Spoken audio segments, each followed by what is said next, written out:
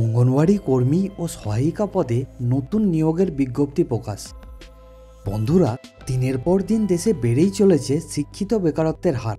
সরকারের পক্ষ থেকে একাধিক নিয়োগের বিজ্ঞপ্তি জারি করেও হচ্ছে না কোনো লাভ। দুর্নীতির জেরে চাপা পড়ে যাচ্ছে প্রকৃত শিক্ষিত ব্যক্তিরা। এই সমস্ত শিক্ষিত বেকার যুবক যুবতীদের জন্য আজকের প্রতিবেদনে আমরা একটি খুশির খবর নিয়ে হাজির হয়েছি। কর্মী নিয়োগের বিজ্ঞপ্তি প্রকাশ করল বর্ধমান জেলা প্রশাসন। বিস্তারিতভাবে জানতে ভিডিওটিকে শেষ পর্যন্ত দেখুন।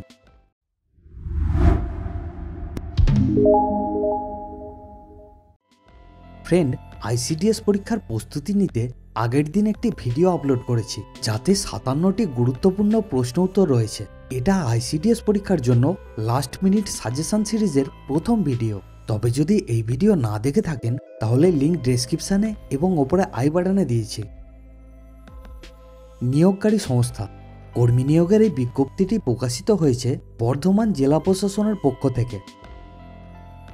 পদের নাম।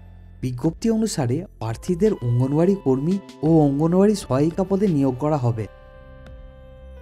শূন্য পদের সংখ্যা। মোট 834টি শূন্য পদে প্রার্থীদের নিয়োগ করা হবে। কোথায় কতগুলি শূন্য পদ রয়েছে তার নিচে বিস্তারিতভাবে দেখানো হলো।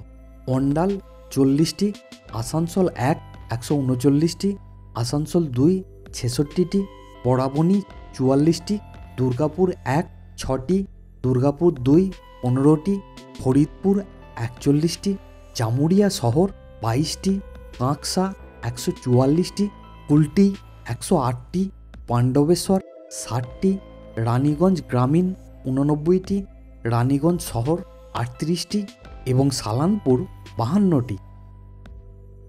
বয়সের সময়সীমা। এই পদে আবেদন করার জন্য প্রার্থীদের বয়স অবশ্যই 18 থেকে 35 বছরের মধ্যে হতে হবে। শিক্ষাগত যোগ্যতা।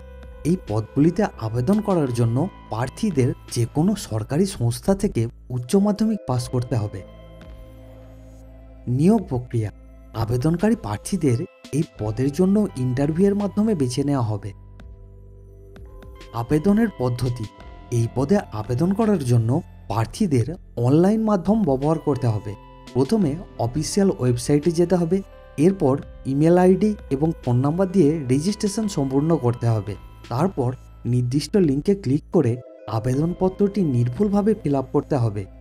শেষে প্রয়োজনীয় ডকুমেন্টস অ্যাড করে সাবমিট করলেই কাজ শেষ। এই বিজ্ঞপ্তিতে আবেদনের শেষ তারিখ 18/9/2024। এই প্রতিবেদনটিকে শেষ পর্যন্ত দেখার জন্য আপনাকে অসংখ্য ধন্যবাদ।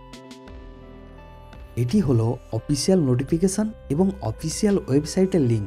আর আইসিডিএস এর লেটেস্ট আপডেট পেতে নিচে সাবস্ক্রাইব বাটনকে ক্লিক করে নোটিফিকেশন বেলকে অল মোডে সিলেক্ট করে দিন, যাতে ভিডিও আপলোড করার সাথে সাথেই নোটিফিকেশন পৌঁছে যায় আপনার কাছে।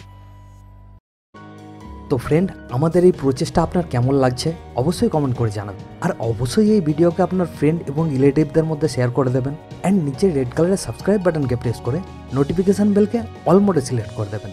আর ভিডিওকে এন্ড পর্যন্ত দেখার জন্য আপনাকে অনেক অনেক ধন্যবাদ।